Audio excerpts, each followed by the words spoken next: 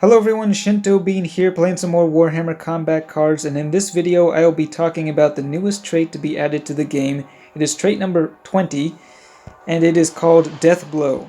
And how it reads, when the card is destroyed, it makes a final melee attack, dealing 80% of its current melee attack value to the card in the direct opposite lane. And it is AoE, so it deals 15% to the adjacent lanes as well.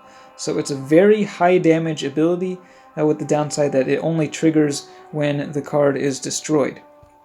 So this trait combos extremely well with Fury of the Craft World specifically because of its special rule, which can buff your melee attacks by quite a bit. So there were 3 Eldar units that got the trait, and I've included them all in here. The Solitaire, which is a glass cannon, has low health but high damage, making it an ideal target for this trait. I do have the trait at level 2 for this guy. We also got the Howling Banshee Exarch. And then finally the Wraithlord. This is a card that I did not really ever use before, but it has become much better thanks to this trait. And for support, I have 3 ranged units. These are very cheap fodder units: the Windrider, the Scourge, and the Dark Reaper Exarch. So those guys will never be the target for the Avatar special rule. And then we've also got the Razorwing Flock, these birds with taunt in there. So let's go ahead and deploy, and hopefully I can show you how powerful this new trait is. So I think what I want to do is deploy my ranged units at the beginning, assuming the Wraithlord can actually show up. I think the Wraithlord with its ranged attack does combo well, but it looks like no ranged units are available, so we're just going to go with the melee units to start off with. Alright, and let's see. We'll put down the Solitaire. Trying to figure out what I want to actually get targeted by this marksman. I think we'll put the Razorwings down. Not sure if that was actually a very good idea, but okay. We've got a shield drone. That thing is going to be getting targeted. And you know what? I think I might actually... I'm tempted to just go ranged, but we'll go melee. In general, you don't really want your weakest units to be getting the buff, so here the Razorwing got the buff. That is not really what you want happening, because that thing's just going to die almost immediately before it gets to deal much damage. So that was not the best start. But once it dies, one of my other units will be getting the melee buff. Okay, I think this deck actually does work a lot better when you get your ranged units on the field at the beginning, along with the Wraithlord. But since that is not happening here, we're just going to have to make do with what we have. I'll put down this Scourge in the middle, but we will go melee. Alright, 110 damage from the Solitaire, and 63 from the Howling Banshee. The Scourge is buffing my ranged attack, but it will never, once again, be the target of the Avatar special rule because it lacks any melee attack. Alright, they've got a broadside battlesuit on the field with Barrage, and of course they are going ranged. They outgun me by quite a bit, and they destroy the Scourge before it gets a chance to counterattack. There, we'll see the first death blow there. Howling Banshee Exarch finishes off that Crisis battlesuit. And now we can put the Wraithlord down, along with a ranged unit. Now let's see here. I think we're gonna go. We'll put this guy down, I guess. And the Solitaire is now at 130 damage. It's quite a bit. Yeah, we'll go ahead and go melee.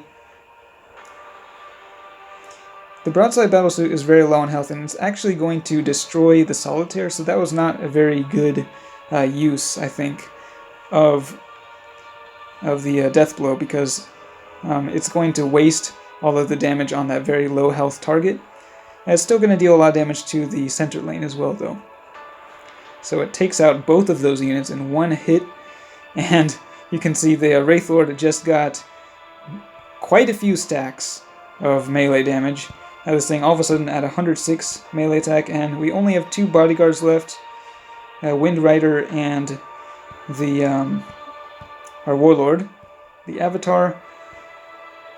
And the Wraithlord is still at quite a bit of health. If I had deployed it on the first turn, that would have been a lot better, and it would have gotten its Deathblow in. That probably won't be happening this game. And I'm just going to go for a ranged attack, I think. Both Warlords providing Inspiring Presence to their bodyguards. Let's see what the attack is on this thing. Wow, the Barracuda actually has 105 ranged. Now normally you would not want to go ranged into that, but I am going to do it anyway. We're going to use the Wind Rider to take down that Pathfinder and charge up a little bit of a ranged attack. Now they do actually have enough firepower to take down the Wraithlord, but we will be able to see the Deathblow trigger one last time. So let's see how much damage it does here. And that is 114 to the Barracuda. I didn't quite catch how much it did to the Warlord, but yeah, the Avatar definitely has more than enough attack to finish off that Warlord in one hit. And it's still pretty close to its full health, so as you can see, very, very powerful. I think in the past, I didn't really like using the Avatar very much because it's kind of a high risk, high reward type of deal. You can deal lots of damage, but then whenever your high damage dealers like the Solitaire die, they lose all of the buffs with it. But Deathblow kind of mitigates the loss there, because when the unit dies, it's still able to deal a massive amount of damage. So yeah, it's just really kind of low risk, high reward.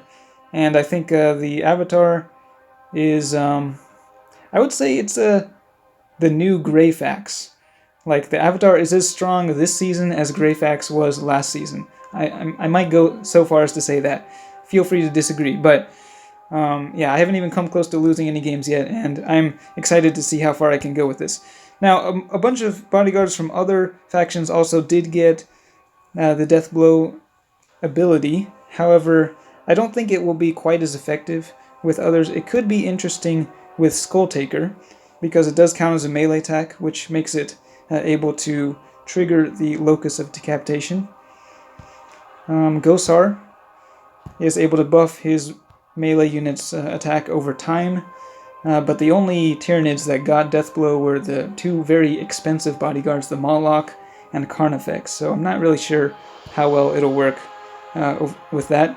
Greyfax took a pretty big nerf to her special rule, so she's not going to be nearly as strong, but the Penitent Engine, which is the strongest melee unit for Servants of the Emperor, did get Deathblow, so the Penitent Engine with Greyfax could be pretty deadly. Anyway, let me know what you are planning to try out with Deathblow, and let me know in the comments. As always, thanks for watching. I will see you next time.